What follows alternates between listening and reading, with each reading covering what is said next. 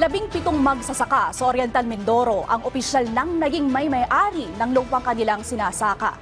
Ang detalye sa Balitang Pambansa ni Joshua Sugay ng Philippine Information Agency Oriental Mindoro. Natanggap na ng 17 magsasaka sa Oriental Mindoro ang kanilang Certificates of Land Ownership Award o CLOA na ipinamahagi ng Department of Agrarian Reform sa ginanap na Post-Zona Forum sa Calapan City, Oriental Mindoro kamakailan. Ito ay magbibigay sa kanila ng seguridad sa pagmamay-ari ng kanilang lupang sinasaka. Isa si Norberto Paglinawan sa mga benepisyaryo na nagpapasalamat kay Pangulong Bongbong Marcos at sa DAR sa natanggap na titulo ng lupa. Ako'y binigyan ng titulo ng DAR at itong akit kong sasakahan at maraming salamat po sa DAR at sa Pangulong Bongbong Marcos.